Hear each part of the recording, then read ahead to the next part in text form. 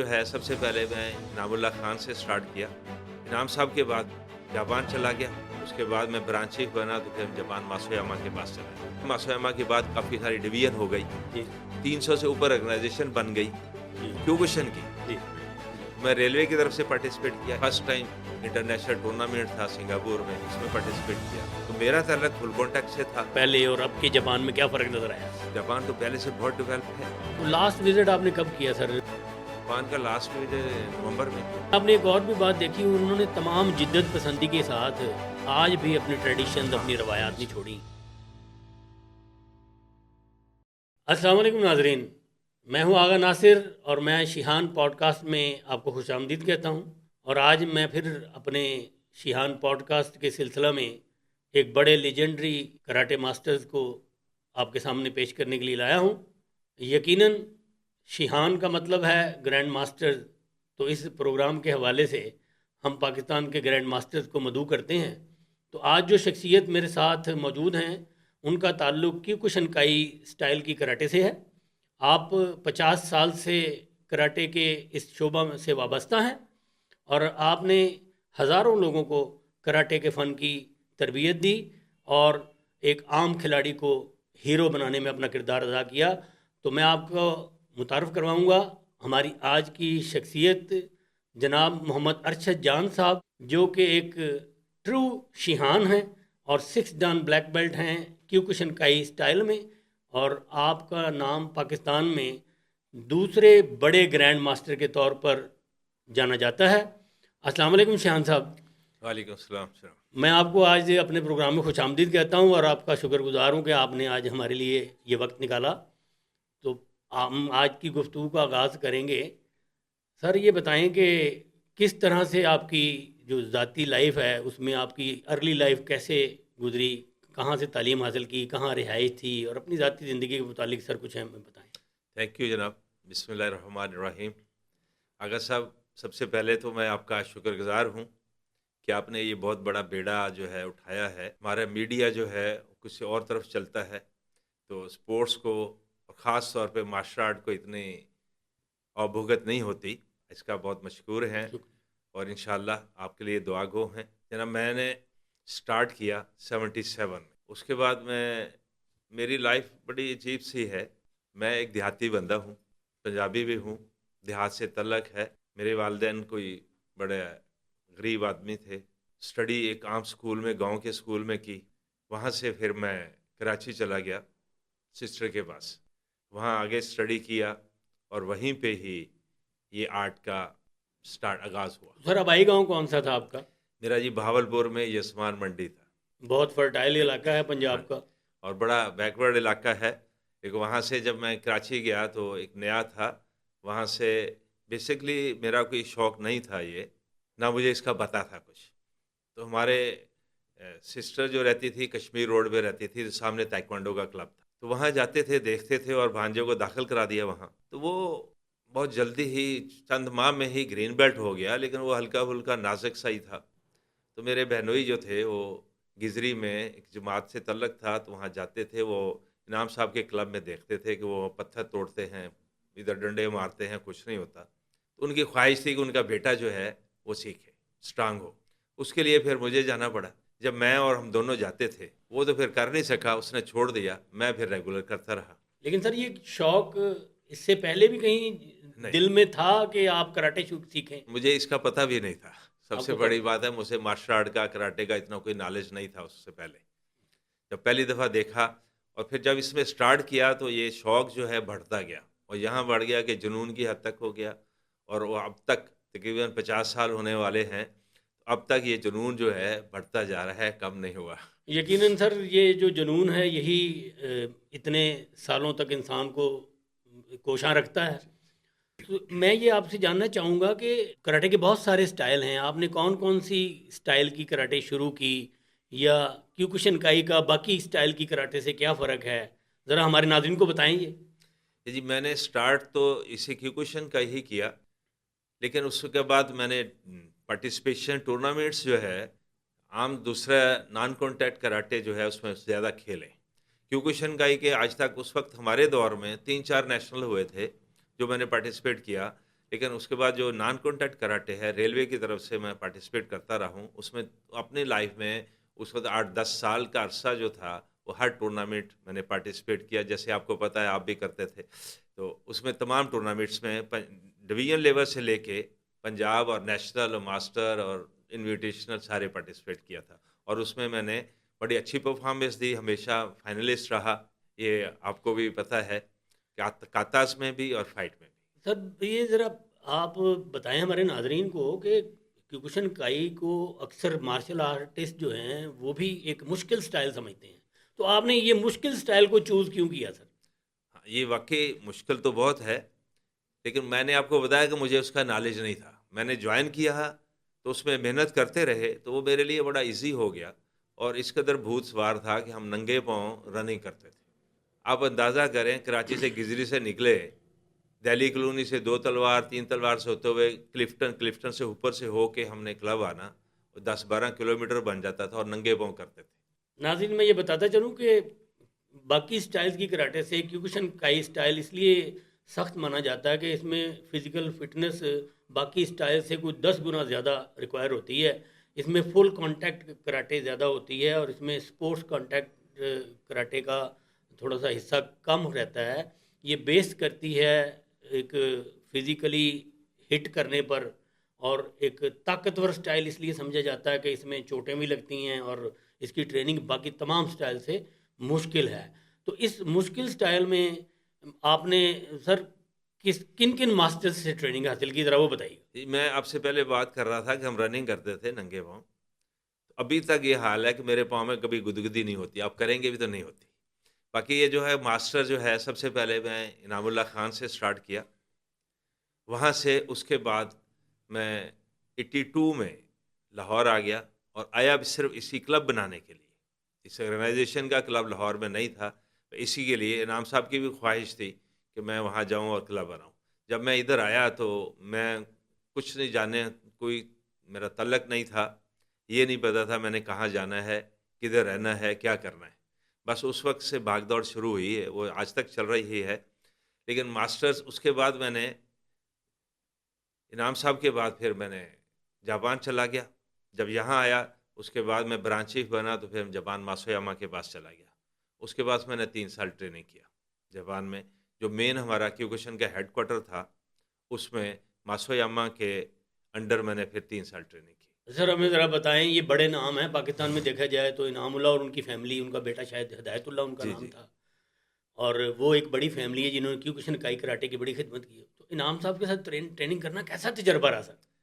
اچھا تھا. بڑا پٹھان آدمی تھے, بڑا موڑی تھے, جنونی تھے وہ بھی, اور بڑے سخت تھے لیکن ٹریننگ بہت میں. بڑے استاد تھے. ہاں, بہت بڑے استاد تھے. انہوں نے بڑا فن جو ہے سنگاپور سے, یہ پیٹر چونک سے حاصل کیا تھا. پھر یہاں آ کے انہیں ٹریننگ دی. تو اس کے بعد ہمارا جو بیچ تھا, ہمارے فرسٹ پہلا سیکنڈ 2 بیچ ہمارے تھے, جس میں آ کے پیٹر چونک نے پہلے بلیک بیلٹ کا ٹیسٹ لیا تھا. ناظرین میں یہ بتاتا چلوں کہ انعام اللہ صاحب یا ان کے بیٹے ہدایت اللہ اور ان کی ساری فیملی نے پاکستان میں کراٹے, خاص طور پہ کیوکوشن کائی اسٹائل کی کراٹے کو فروغ دینے کے لیے بڑی خدمات سر انجام دی ہیں. اور جیسا کہ ارشد جان صاحب نے بتایا کہ انہوں نے جاپان میں ماسویاما سے ٹریننگ حاصل کی, تو ماسویاما دنیا کے کیوکوشن کائی کی دنیا کے ایک بڑے بیتاج بادشاہ اور بہت بڑے گرینڈ ماسٹر گزرے ہیں. اور ان کی یہ خاصیت یہ تھی کہ انہوں نے باقی اپنے ہم اثر گرینڈ ماسٹر کو کبھی کوئی حیثیت نہیں دی, انڈیپینڈنٹ لے کے چلے اور ایک عالمی تنظیم انہوں نے بنائی. ان کے بارے میں بتائیں ان کے ساتھ تربیت کیسی رہی, کیسی وہ تربیت کرتے تھے, اور اس میں ان کی فلسفیکل تھیوری کیا تھی؟ یہ جی واقعی آپ صحیح کہہ رہے ہیں. وہ ماسٹر جو ہے دنیا کا انچیلنجبل ماسٹر ہے. 3 سال جنگلوں میں رہا, اکیلا جنگل میں ٹریننگ کی. اس کے ٹیچر تھے گوجریو کے, سونیچو. وہ فزیکلی اسٹرانگ تھے اور مذہبی لحاظ سے روحانیت کی طرف زیادہ تھے. انہوں نے ان کو مشورہ دیا تھا کہ آپ اپنے کچھ حاصل کرنا ہے تو تنہائی کی تلاش میں, تنہائی میں نکل جاؤ. میڈیٹیشن کیا ہاں, کرتے تھے وہ. تو یہ اس کے کہنے پہ پھر آپ جنگلوں میں چلے گئے تھے, 3 سال وہاں رہے. واپس آ کے انہوں نے یہ فن ایجاد کیا. اور سب سے بڑی خصوصیت یہ ہے کہ ان کی جو انہوں نے فیمس کیا ہے ان کو, وہ تھا کہ یہ شوتوں سے بل کا سینگ توڑ دیتے تھے. یہ مارتے تھے شوتوں سے, سینگ توڑ دیتے تھے, جو آج تک کوئی اس کا اسٹوڈنٹ نہیں کر سکا. کوئی بھی شخص دنیا کا نہیں کر سکا, نہ اسٹوڈنٹ نہ کوئی اور. دوسرا یہ ہے کہ اگر بوتل پڑی ہوئی ہے, ایک بوتل آدھی بھری ہوئی ہے, اس کو ادھر پڑی ہوئی ہے آدھی بھری ہوئی ہے, اور یہ شوتو مار کے گردن اڑا دیتے تھے, بوتل ادھر ہی پڑی ہوئی, اتنی سپیڈ تھی. یہ دو فن اس کے کوئی نہیں کر سکا. اس نے تقریباً دنیا میں 270 مقابلے کیے, چیلنج مقابلے, اور ان کا کہنا ہے کہ ایک بھی مقابلہ کوئی 3 منٹ سے زیادہ نہیں گیا. اتنا اتنا وہ طاقتور اور طاقتور پاورفل تھے. اور اتنا سپیڈی کانٹیسٹ ہوا کرتا تھا کہ 3 منٹ سے زیادہ کوئی مقابلہ نہیں چل سکتا. ان کا یہ تھا کہ انہوں نے زیادہ لو کک جو تھی اس کو مین ہے, ان کا کردار ہے کہ وہ لو کک انہوں نے ایسی انٹروڈیوس کرائی ہے کہ وہ بہت مشکل کام ہے. ناظرین, بہت سے لوگوں نے دیکھا کہ تھائی باکسنگ میں جسم کے نیچے والے حصے پر ضرب لگائی جاتی ہے, لیکن اگر ہم کراٹے کے سٹائل میں جائیں تو کیوکوشنکائی ایک واحد سٹائل ہے جس میں بلو دی بیلٹ آپ کی ٹانگوں اور پاؤں پر بھی حملے کرنے اور اس کو روکنے کا طریقہ کار سکھایا جاتا ہے.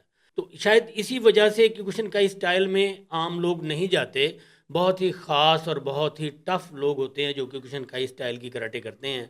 تو سر ذرا بتائیے گا کہ پاکستان میں آپ کے اسٹوڈنٹس کی تعداد کیا ہے, اور خواتین میں اس کا ٹرینڈ کیسا ہے, اور یہ جو نئی جنریشن ہے کیا وہ کیوکوشنکائی سٹائل کی کراٹے سے خود کو ایڈجسٹ کر پاتے ہیں کہ نہیں؟ جناب یہاں پہ اسکوپ تو بہت اچھا ہے, لیکن سب سے بڑا مسئلہ یہ ہے کہ ہم فزیکلی بڑی کمزور ہیں. انٹرنیشنل لیول پہ ہم ان کو برابر نہیں آ سکتے, کیونکہ ہماری ہڈیاں اتنی کمزور ہو گئی, ہم دوسرے کو ماریں تو ایسا لگتا ہے جیسے ہمیں لگا. رشین اور جاپنیز بہت اسٹرانگ ہے. دوسرا ہے کہ فیمیل جو ہے ہمارے ہاں تو کافی ہیں, لیکن پورے پاکستان میں فیمیل کم ہے, بہت کم ہے.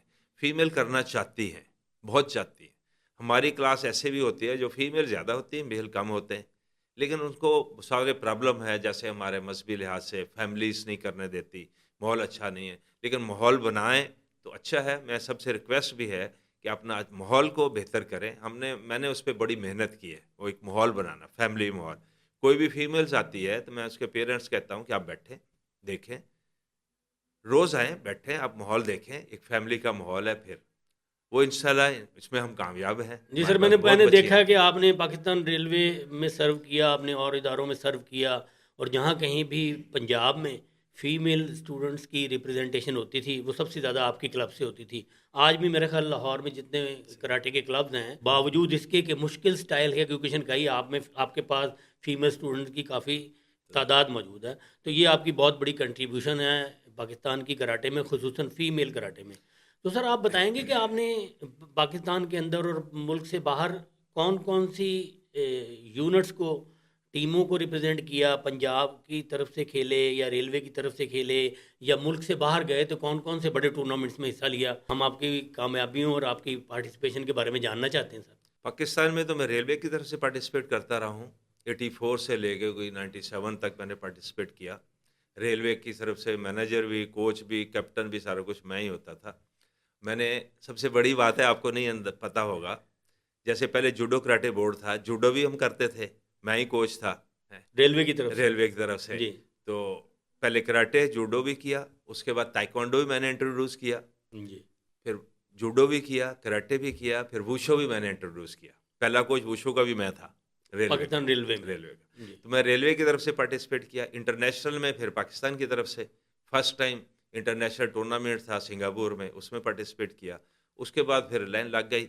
تمام ورلڈ ٹورنامنٹس 92 سے لے کے آج تک میں خود اور ٹیم کے ساتھ پارٹیسپیٹ کیا ہے. ایشیا ٹورنامنٹ سارے کیے, یہاں سے جاپان, پورا ایشیا میں تمام ممالک, رشیا, مڈل ایسٹ, پھر یورپ, ان تمام ممالک میں تقریباً ہم پارٹیسپیٹ کر چکے ہیں. اچھا سر, یہ جو سپورٹس کراٹے ہے, کیونکہ ایک ٹف اور ہارڈ اور ایک فل باڈی کانٹیکٹ سٹائل کی کراٹے ہے کیوکوشنکائی, تو جب آپ یا آپ کے اسٹوڈنٹس سپورٹس کراٹے میں جاتے ہیں, ملکی سطح کے یا بین الاقوامی سطح کے ورلڈ کراٹے فیڈریشنز کے رولز کے تحت کھیلتے ہیں, تو کیا ان کو وہ ہارڈ ہٹ کرنے کی یا فل کانٹیکٹ کی جو ٹریننگ ہوتی ہے وہ ان کو اس میں دقت پیش نہیں آتی سپورٹس کراٹے میں؟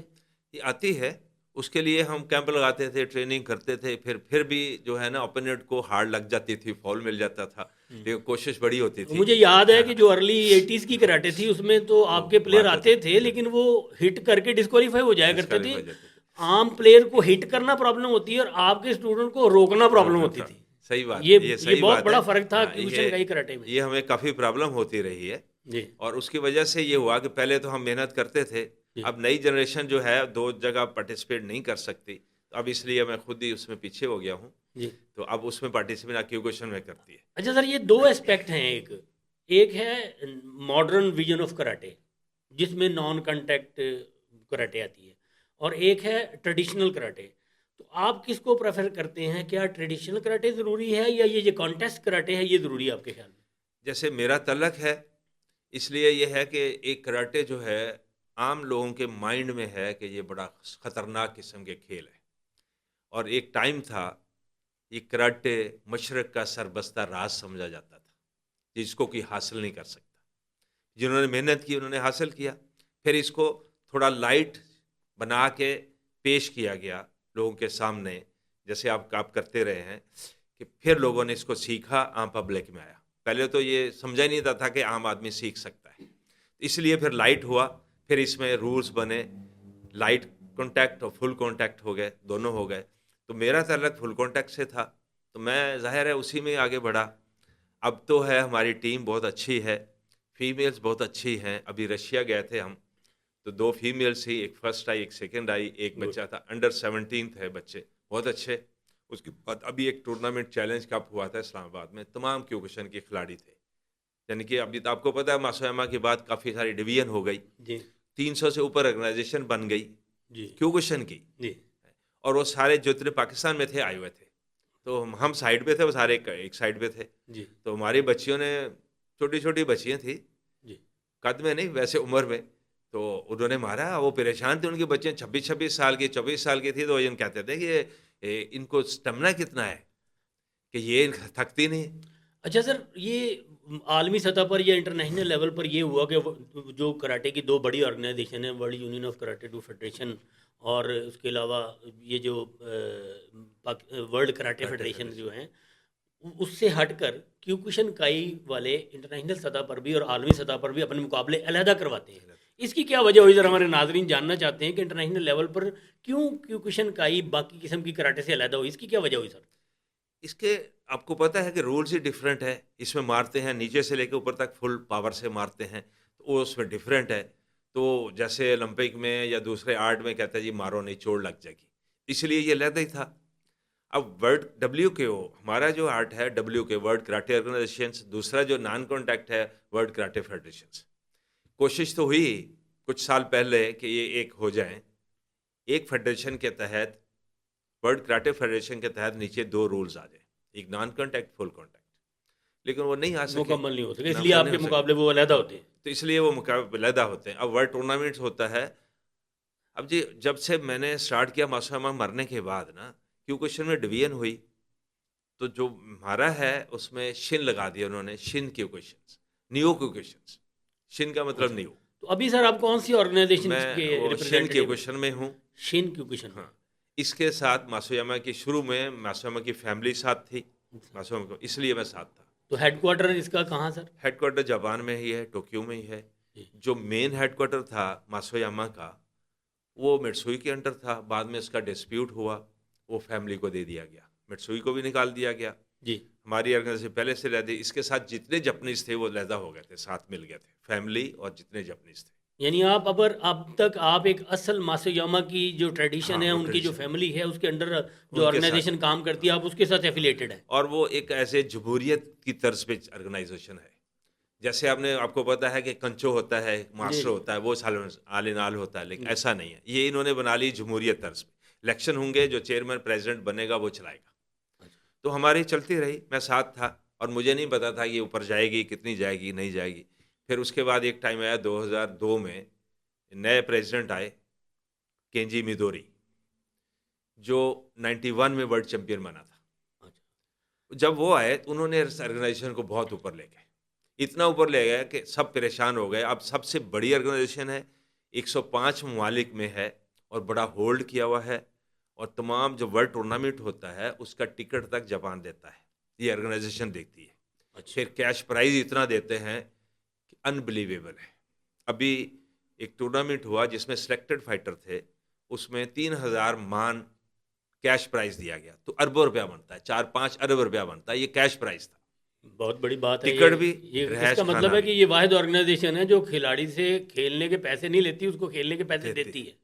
اور پھر ہر ملک سے جاتا، پوری دنیا کے ورلڈ ٹورنامنٹ ہوگا، پوری دنیا کے ہر ملک اس کا ٹکٹ جاپان یہ آرگنائزیشن دے گی، رہائش دے گی، کھانا دے تو گی. سر آپ اتنے ملکوں میں گئے ہیں، پاکستان کی نمائندگی کی اتنے ملکوں میں، تو کوئی یادگار واقعہ تو سنا دیں ہمیں کوئی. جی ہاں. یادگار واقعہ تو بہت سارے ہیں، فنی بھی ہیں اور کوئی بڑا فنی سے ہی سنا دیں سر. خطرناک قسم کے بھی ہیں. جی. ایک میں فنی بتا دیتا ہوں آپ کو کہ اور میں ایک جاپان خطرناک میں، بھی بتائیں آج. ہاں خطرناک بھی بتاؤں گا. جی. جاپان میں ہم جو ہے، ایک اور بھی فنی یاد آ گیا، وہ بھی بتا دیتا ہوں.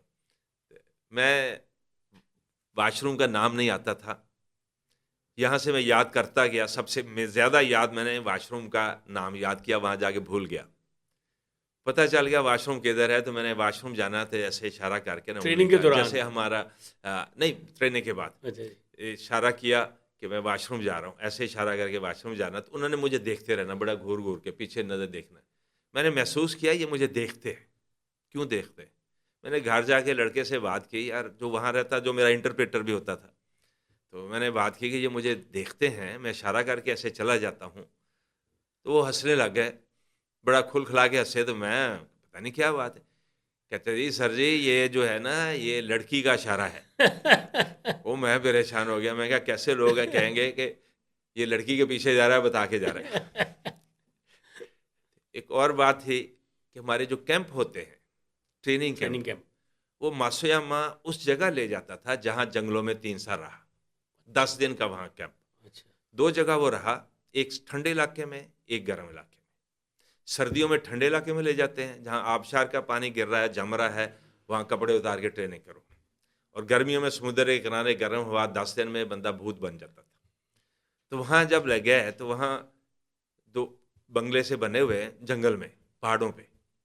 تو ہمیں دے دیا، میں برانچ چیف تھا، اس طرح 2-3 برانچ چیف تھے، ہمیں روم دے دیا. باقی سارے جو ہے نا ہال میں ٹھہرے ہوئے تھے، لڑکے جتنے بھی تھے سارے، کوئی 300 کے قریب کھلاڑی تھے. تو وہاں ٹریننگ کیا. ٹریننگ کے بعد ہم نے واپس آنا ہے، سمندر کی ریت بھی لگی ہوئی ہے، پانی کوئی نہیں ہے، آ کے نہانا ہے. وہاں نہانے گیا تو وہاں سب ننگے بیٹھے ہوئے، تب میں کپڑے نہیں. میں واپس آ گیا، پھر گیا، پھر وہی حال. ایک صاحب لبنان کے تھے، وہ مسلم تھے، وہ ایک بیسن بحر تھا، اس میں کھڑا ہوا، چڈی پہنی ہوئی تھی، تو انتظار کر رہا نکلے تو میں نہاؤں. میرا ابھی تعارف بھی نہیں تھا، یہ فرسٹ ٹائم تھا. میں 3 دفعہ گیا، کوئی چانس نہیں ملا. 3 دن میں نہیں نہایا. سمندر کا پانی، ریت، باہر وہ ایک پائپ سا انہیں لگایا ہوتا، ہلکا ہلکا پانی آتا تھا، اس میں ہلکا ہلکا سر سے نا واش کر لیتے تھے. ایک دن ایک صاحب نے کہا کہ میں نے کہا یار میں نہایا نہیں ہوں، تو وہاں تو نہیں میں نہا سکتا، وہ سارے اوپن بیٹھے ہوتے ہیں. وہ کہتا ہے جی آپ برانچ چیف ہیں، آپ کو کوئی منع نہیں کرے گا، آپ پہلے نکل جایا کریں. جیسی کلاس ختم ہوئی، ٹریننگ ختم ہوئی، یہ اوپر سے پہاڑی کے اوپر سے پیدل جاتے ہیں، آپ ادھر سے دوڑ. میں نے جناب جوتا ہاتھ میں پکڑنا، بھاگنا وہاں سے آگے، فٹافٹ تولیہ پہنا، جلا گیا. کوئی نہیں ہوتا تھا، میں فٹافٹ پانی ڈالا اور وہ گرم پانی میں بیٹھ گیا، بہت گرم ہوتا تھا. ایک دن گزرا، اگلے دن میں ابھی کر ہی رہا تھا، ایک صاحب آ گیا، وہ ورلڈ چیمپئن تھا. وہ کہتا ہے، میں اس کے نلکے سامنے، وہ نلکے بھی وہاں لگے ہوئے تھے کہ وہ نلکے سے ہی گرم پانی سے زیادہ ٹھنڈا ہو جاتا تھا. کہتا یہ میری جگہ ہے. میں دیکھ رہا، میں فٹافٹ بھاگ آیا. یہ سب سے مشکل کام تھا. پھر ایک دفعہ ایک ورلڈ ٹورنامنٹ میں گئے، ٹریننگ کیمپ میں چلے گئے. ایک لڑکا تھا میرے ساتھ، ایک ہی فائٹر ہوتا جس کا خرچہ جاپان دے رہا تھا، تو وہ بھی 2 دن آیا نہیں. پھر مجھے پتہ چل گیا جب دوبارہ گئے کہ ٹھیک 10:50 میں لائٹیں آف کر دیتے ہیں. 11 بجے، 10 بجے وہ نکلنے شروع ہو جاتے ہیں، 10:50 پہ لائٹیں آف کر جاتے ہیں. میں 10:50 پہ جانا، سارے نکل جاتے تھے. ایک آدھ بندہ ہونا، میں ادھر سے تولیہ پہننا، ادھر سے جا کے دوسری طرف سے باتھ میں، ٹب میں بیٹھ جانا، وہ بھی چلے جانا. پھر میں شاور لے کے آ جانا. وہ میں نے اس کو بولا نہایا نہیں ہے تو، چلو نہاؤ. میں لے گیا، پختون تھا بندہ، پردہ لگا ہوا ہے آگے کا. میں کہ جا کے نہا کے میں دھکا دی، آگے چلا گیا. फटाफट बाहर निकला, सर ऐसे किया, सर इधर तो सारा नंगा है। ऐसे वाकयात बड़े होते थे, हमें ये बड़ी बड़े मुश्किल फनी वाकयात इस तरह के खाने इंटरनेट में बड़े होते हैं। खाने प्रॉब्लम्स। में बड़े प्रॉब्लम, हाँ, जापान में काफ़ी लैंग्वेज का हाँ, और खाने सबसे का बड़ा बड़ा प्रॉब्लम खाने का होता प्रॉब्लम। है। जी हाँ। फिर ट्रेनिंग का सुबह 2:30 बजे हमें उठा देते, अनबिलीवेबल चीज़ें थी। 2:30 बजे हमें उठा देते थे, 3 वाशरूम है, 250-300 बंदा है, हम जाना, हमें तो फारर समझ के, ब्रांचे भी था, मैं उस वक्त थर्ड डान था, उन्होंने जगह पहले दे देनी। हमने ब्रश किया, वाशरूम के आगे, आपने चेंज किया, चेंज करके जब नीचे ग्राउंड में पहुंचते थे, वो सारे पहले हमारे से लाइनअप हुए होते थे। हमें नहीं पता वो कैसे फारग होते, कोई शोर नहीं होता था। नीचे ततामी जो है वो हल्की सी लगी हुई, खिड़कियों में एक ग्लेसी पेपर लगा हुआ, मजाल है किसी की आवाज़ आ जाए। चलते थे तो धमक से आवाज़ आती थी, शोर ज़रा नहीं था। अच्छा सर, थोड़ा सा ये बताएं कि ये इतनी सख्त किस्म की कराटे है, इसमें न्यूट्रिशन का कैसे ख्याल रखते थे? खाने पीने में आप कैसे, क्योंकि इंजरीज होती हैं, अंदरूनी चोटें होती हैं, उसको ओवरकम करने के लिए आप किस तरह की खुराक आप इस्तेमाल करते थे कि जिससे वो आपकी इनर जो ची पावर जिसको कहते हैं मार्शल आर्ट्स में, आपकी हीलिंग पावर जो बढ़ती है, उसके लिए कोई ख़ास डाइट इस्तेमाल करते थे सर? जनाब नासिर साहब, ये यहाँ जो थे उस वक्त तो इतना फोड़ भी नहीं होता था। मैं दाल भिगो देता था, चने की दाल दूध में भिगो दी थी, सुबह कुछ बादाम कभी डाल दिए, कभी नहीं, तो वैसे कच्ची दाल खानी, खा अच्छा। के वो दूध पी लेना, खाई नहीं जाती थी, जी कच्ची हाँ, स्मेल भी मुश्किल होती होता है। है। हाँ जी। फिर मैं रनिंग पे चले जाना। और वहाँ जो डाइट थी, उनकी डाइट बहुत अच्छी थी, लेकिन वो जो कैंप में होती थी डाइट, वो खा नहीं सकते थे हम, वो हम नहीं खा सी फूड सकते। था सारा। लेकिन जितनी खा सकते थे इतनी अच्छी थी कि 10 दिन जो है 6-6 घंटे ट्रेनिंग होती थी हमारी, सुबह शाम, 3 अच्छा। घंटे सुबह 3 घंटे शाम। अच्छा। इसके बावजूद वेट बढ़ जाता था, जान आती थी, अच्छा। इतना अच्छी डाइट थी। अच्छा सर, ये लफ्ज़ इस्तेमाल होता है इतने डान, आप 6 डैन ब्लैक बेल्ट हैं, तो ये डैन क्या वैसे ही मिल जाते हैं या कुछ मेहनत करनी पड़ती है, या इसका क्या सिस्टम क्या होता है? कोई इम्तिहान होता है, कैसे होता है, ये बताएं ज़रा।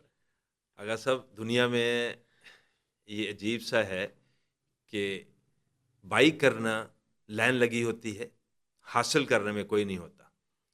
तो ये है कि मासोयामा का जो एम था उसमें मिदोरी वही लेके चल रहा है, WQ वही चल रहा है कि विदाउट टेस्ट डान नहीं देते। कोई एक मास्टर लेता है या क्या बोर्ड लेता है, क्या बोर्ड होता होता है? है, बोर्ड होता बोर्ड है। होता है जिसमें हमारा यूरोप का एक मेंबर है, हंगरी का एक मेंबर है, जापान के 2 हैं, एक रशिया का है, इस तरह 6 बंदों की कमेटी है तो सर क्या जो ड्यूरेशन भी टेस्ट होती लेती है, है। यानी हाँ, फर्स्ट डान से सेकंड डान, टाइमिंग सेकंड डान से टाइमिंग थर्ड भी है, डान को सबसे टाइमिंग? बड़ा टाइमिंग है। हाँ जी। आपको वो अंदाजा करें कि मैं 93 में 4 डान हुआ था, 93 मासोयामा से। हम्म, 2012 में मैं 5 डान हुआ। हम्म, तवील अरसा है। टेस्ट नहीं, हमारा जो चेयरमैन था एशिया का, इंडियन था, हम्म, उसने टेस्ट नहीं देने दिया मुझे, 20 अच्छा। साल इंतजार किया। बस सियासी वजूहात थी कोई? बस वो कहता था मेरे से आगे ना आए कोई, मैं आगे अच्छा। जाता तो उसके बराबर आता तो उसको आगे हाँ, नहीं ये आना जाता। टैबू होता जब है। वो चेयरमैन से हटा, फिर दूसरा चेयरमैन आया, तो फिर उन्होंने मुझे रिकमेंड किया वो जो टेस्ट दे दो। तो लास्ट विजिट आपने कब किया सर जापान का? जापान का लास्ट विजिट नवंबर में किया। गुज़िश्ता नवंबर में। हाँ जी। अच्छा, तो कैसा रहा वो एक्सपीरियंस आपका, पहले और अब के जापान में क्या फ़र्क नज़र आया? ये जापान तो पहले से बहुत डेवलप है, जी। लेकिन उसी तरह ही चल रहा है जो मैंने पहली दफ़ा देखा था, उसी तरह वो पहले जापान से में डेवलप डोजो था। आपका जो है, जो आपका हेडक्वार्टर है, वो कौन सी जगह पर है? टोक्यो में ही है जी, अच्छा, टोक्यो में। टोक्यो में। वहाँ जगह छोड़ी होती है, जी मुझे बड़े पता बड़े है, मैं जूडो भी, हैं। आप हाँ, नवंबर में गए तो हाँ, मैं अक्टूबर में वहीं था जापान में, गुज़िश्ता अक्टूबर में मुझे भी इत्तेफाक हुआ, मैं वहाँ ट्रेनिंग के लिए गया हुआ था। तो मैंने देखा कि गुज़िश्ता जो कुछ चंद साल पहले, मैं बहुत अरसा पहले भी गया था जापान, उस वक्त के जापान में और अब के जापान में काफ़ी, बहुत फ़र्क है। लेकिन एक चीज़ सबसे उनकी बड़ा, ज़रूर है कि वो ट्रेडिशनलिस्ट हैं, वो आपकी सीनियरिटी को देखते हैं, सही बात। वो आपकी एफिलिएशंस और डेडिकेशन देखते हैं। अच्छा, मैं कुछ अर्सा पहले ना, कुछ चंद साल नहीं गया था। एक बात यह है कि पहले जो जापानीज़ जो है टॉयलेट इस्तेमाल करते थे, आम जैसे हमारी तरह की थी, यूरोपियन नहीं थी। जब 4 साल बाद मैं गया, पूरे जापान में उन्होंने सब चेंज कर पब्लिक दिया, टॉयलेट्स एकदम लगे चेंज हैं, कर और दिया, सारे वो और ऐसे ऑटोमेटिक ऑटोमेटिकली कर हैं, दिया। ऑटोमेटिक हैं सारे के हाँ, सारे। बटन दबाओ शावर आता है, बटन दबाओ हवा आती है, बटन दबाओ गर्म पानी ठंडा आता है, लेकिन धार आती है। लेकिन आपने एक और भी बात देखी, उन्होंने तमाम जिद्दत पसंदी के साथ आज भी अपनी ट्रेडिशंस, अपनी हाँ, वो रवायात नहीं नहीं छोड़ी। छोड़ी। सही बात। इखलाकी तौर पर इतने स्ट्रांग है, आप किसी से एड्रेस पूछें वो आपको छोड़ने तक चला जाता है। اور یہاں تک یہ ہے کہ آپ کو گھر چھوڑ کے آئیں گے. گھر چھوڑ کے جب آتے ہیں. تک آپ خوش نہیں ہوں گے ان کی تسلی نہیں ہوگی. ایسے ہی ہے. تو سر آپ کیا سمجھتے ہیں کہ مارشل آرٹس یا یہ کراٹے کی تربیت جو ہے انسان میں کیا کیا خصوصیات پیدا کرتی ہے جن کو پیدا کرنے کے لیے والدین کو اپنے بچوں کو مارشل آرٹس میں ڈالنا چاہیے؟ ذرا پلیز وہ بتائیں. سب سے بڑی بات یہ ایک ڈسپلن ہوتا ہے، فزیکلی اسٹرانگ ہے، صحت ہے، ڈسپلن ہے، کانفیڈنس ہے، ول پاور اتنی آ جاتی ہے، اتنی ول پاور آ جاتی ہے وہ کسی قسم کا خوف نہیں ہوتا اس کو، خاص طور پہ بچوں کے لیے. کانفیڈنس اتنا آ جاتا ہے، ول پاور آ جاتی ہے اور ڈسپلن آ جاتا ہے. اور دوسرا یہ ہے کہ ڈیزیز آپ کی سب ختم ہو جاتی ہے. میں تو اس پہ بہت کام کر رہا ہوں. میرے پاس بہت سارے فیملیز، بوڑھے، بائی پاس ہوا ہے، چل نہیں سکتا، بون پرابلم ہے، یوں دور ہوتا ہے. آپ کا بلڈ پریشر، شوگر، ہارٹ کا مسئلہ، استھما، ناک گلا، یہ بیماریاں یوں ختم ہوتی ہیں. یعنی آپ کے کہنے کا مطلب ہے کہ ایک امیونٹی ڈیولپ ہونے سے انسان بیماریوں سے بچ جاتا ہے، اور امیونٹی ڈیولپ کرنے کے لیے آپ کا مارشل آرٹس ایک بہترین سورس ہے. اور اس میں جو آپ نے پہلے ایک بات کی تھی میرے سے کہ وہ کھیائی کرتے ہیں، کھیائی جو ایسی چیز ہے کہ آپ کی تمام وینز واش ہو جاتی ہیں. یعنی وہ بریتھ آؤٹ کرنے سے وہ وینز آتا ہے، آپ کی تمام بیماریاں عام دور ہو آدمی جاتی تو ہیں. سمجھتے ہیں کہ یہ کیا کراٹے والے جو چیخے مارتے ہیں، نہیں سمجھتے. وہ بریتھ آؤٹ ایک پوری سائنس ہے، سائنس ہے، بریدنگ سائنس. سیم. اور ڈاکٹر منع کرتا ہے بہت ساری چیزوں کو ہلنا نہیں ہے، اور ہمیں پھنسا رہا ہے، غلط کر رہا ہے. آپ کے باڈی کے اندر بیماریاں تمام وٹامن کی کمی کی وجہ سے ہوتی ہے، یہاں تک کہ بون پرابلم ہے وٹامن کی کمی سے ہوتا ہے. اور سر یہ جو ڈپریشن وغیرہ کی باتیں ہوتی ہیں، فرسٹریشن کی باتیں ہوتی ہیں، مارشل آرٹ کیسے اس کو ہیل اپ کرتا ہے سر؟ وہ جناب اس کو آپ کو پتہ ہے کہ میں اکثر جو ہے آپ گھٹنا اٹھا کے روٹیٹ کرتے ہیں، اتنا اہم ہے. ایک معمولی سی ایکسرسائز ہے جس کو ہم کوئی ویلیو بھی نہیں، خالی روٹیٹ کرتے 1 منٹ تک ایک بندہ روٹیٹ کر سکتا ہے اگر، تو اس کا دماغ 100% کام کرتا ہے. اچھا. دوسری بات یہ، آپ بچپن سے لے کے بڑھاپے تک، بڑے تک مرغن کھاتے ہیں، جیسے ہمارا گھی، مرچ، مسالے، میٹھا کھاتے ہیں، تو چکناہٹ خون میں آ جاتی ہے، خون بھی گاڑھا ہو جاتا ہے. جی. اور وہ چکناہٹ آپ کی وینز کو ٹچ ہوتی رہتی ہے، تو وینز تنگ ہو جاتی ہیں، خون گاڑھا ہو جاتا ہے، وہ خون کا گزرنا مشکل ہو جاتا ہے، بلڈ پریشر ہو جاتا ہے. عام فارمولا ہے، جی جی اسی لیے بلڈ پریشر ہوتا ہے. جی جی آپ خون کو پتلا کریں گے جی تو بلڈ پریشر ٹھیک ہے. اب میڈیسن کھانے کی بجائے ایکسرسائز سے پتلا کر رہے ہیں. تو آپ جو کھیائی کرتے ہیں، جی. اب ہماری کلاس میں ایک کلاس میں کوئی 1000 سے لے کے 3000 تک کھیائی کی جاتی ہے. جی. پنچ کے ساتھ، پانچ ککس کے ساتھ جاب، بریتھ آؤٹ راج، کی سب. جاتی ہے. جب آپ 1500 سے 3000 دفعہ کھیائی کرتے ہیں، آپ کا ہارٹ ایک دم پمپ کرتا ہے. آپ نے دیکھا ہے کہ وہ پھیپھڑے جو پمپ کرتے ہیں. پنجابی لے کے جی اس کو سخت کرنے کے لیے جی انگلیوں سے کرتے ہیں، یہ بازو جی سخت ہوتا ہے. جی. جب ہارٹ اس کو پمپ کرے گا تو کیا حال ہوگا؟ وہ بڑی پریشر سے بلڈ پھینکتا ہے، وہ وینز واش ہوتی جاتی ہے، اچھا سر، یہ سب جو ٹھیک ہو جاتا ہے. یہ اکثر لوگوں میں مس انڈرسٹینڈنگ ہے کہ شاید مارشل آرٹس یا کراٹے یا جوڈو یا جوجسو جو ہے یہ شاید پرتشدد کھیلے ہیں، اور والدین ڈرتے ہیں کہ ہمارے بچے کو چوٹ نہ لگ جائے.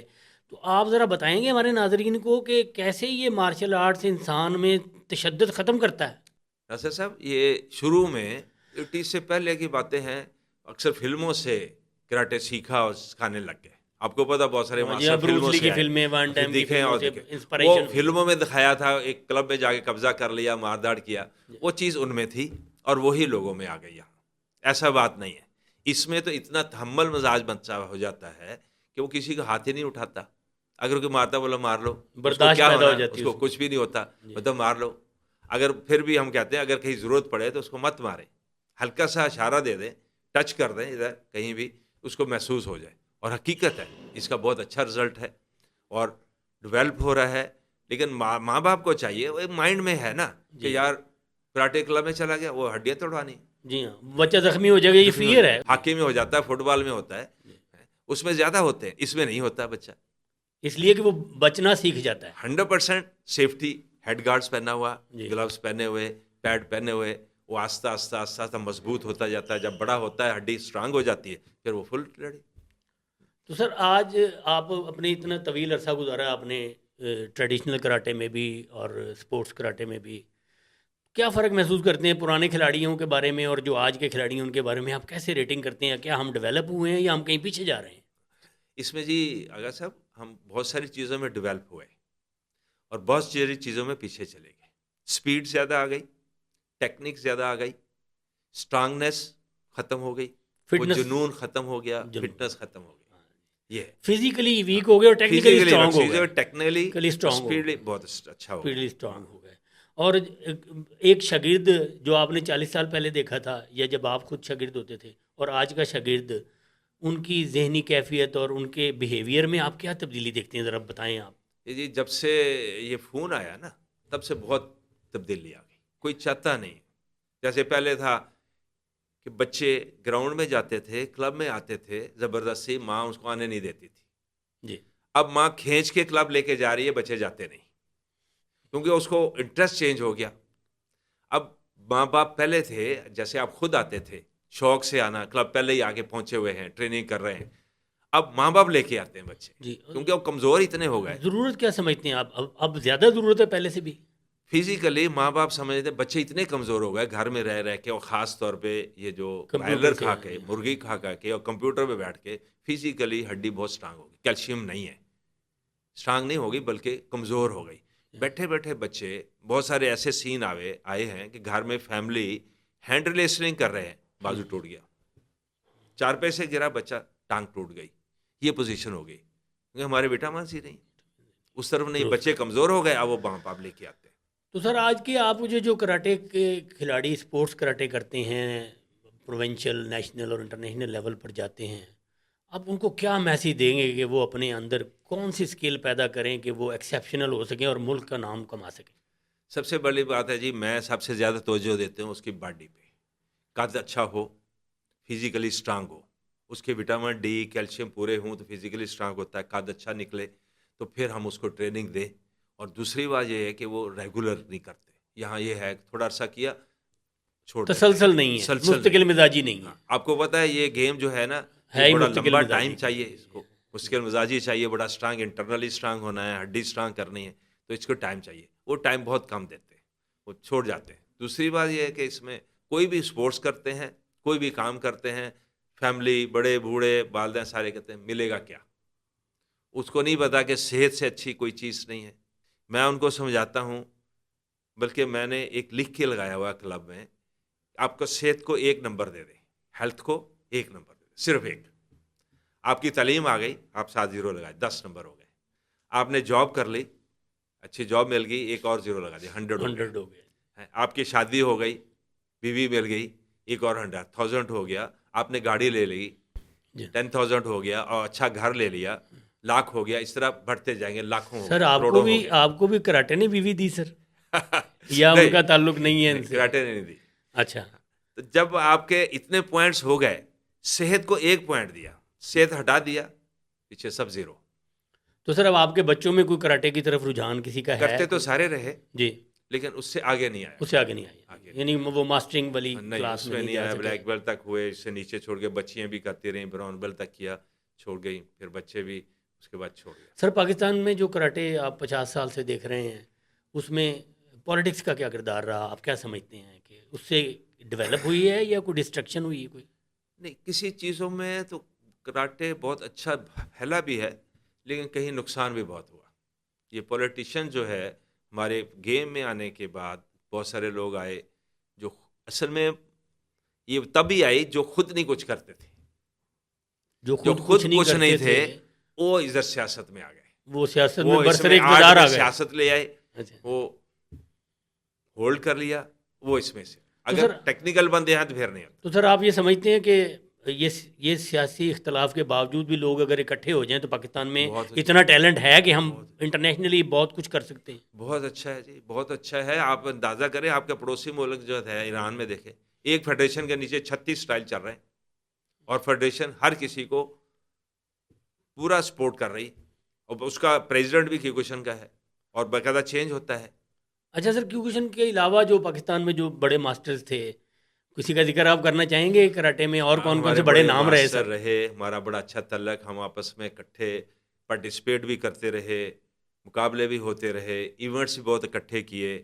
جیسے سب سے پہلے تو تھا کہ ہمارے قاضی شاہین صاحب تھے، ان کے کلب میں ہم نے جانا، ٹریننگ بھی ہوتی تھی، وہ آتے تھے. پھر نوید محمود صاحب تھے، پھر جاوید اکرام تھے، جاوید اکرام ہاں، مرحوم تھے جی. شتریو کے، جی وہ بھی اچھے انسان تھے. نوید صاحب کے پاس بھی جاتے رہے، اور بھی بہت سارے تھے. یہ مین تو یہ لوگ کراچی میں تھے. بھی بہت سارے نادر لوگ عباس تھے، حکیم نادر عباس ہاں، مرحوم تھے بڑے جی. اچھے ان سے تعلق رہا.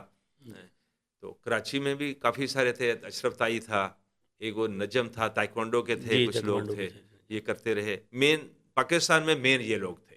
جی. اور بڑی خدمات ہیں ان کی ہاں، پاکستان میں ان کے مارشل آرٹ کو خدمات متعارف انہوں نے کروانے پھر میں آگے پھیلایا سارے پاکستان میں، اپنے اپنے آرٹ کو، اپنے اپنی آرگنائزیشنز کو پھیلایا. اور دیکھیں یہ چند لوگ ہیں جو میں نے نام لیے، 5-7 جو ہیں، تمام پاکستان میں انہی کے شاگرد ہوں گے. تو سر اور آپ کسی بڑی آپ کے ساتھ مزیدار گفتگو رہی ہے. تو اس پوڈ کاسٹ کے آخر میں آپ پاکستان کے کراٹے کے کھلاڑیوں کو کوئی ایک میسیج دینا چاہیں گے تو وہ ہمارے لیے بڑی ایک اہم بات ہوگی. سب سے یہ ہے کہ ایک تو اپنی باڈی کا، صحت کا خیال رکھیں. اگر آپ بڑی ایج میں آگے ہیں، آپ ینگ تھے، بڑے اسٹرانگ فٹ تھے، ٹریننگ کرتے تھے، بڑی ایج میں آگے آپ گیم چھوڑ دیا، آپ ڈھیلے ہو گئے. آپ نے ثابت کرنا ہے ہر کسی کو کہ میں اسٹرانگ ہوں فزیکلی. اگر مین مثال یہ ہے کہ آپ ٹریننگ کراتے ہیں، آپ انفٹ ہیں، فٹ نہیں ہیں، تو آپ کیا سبق دیں گے؟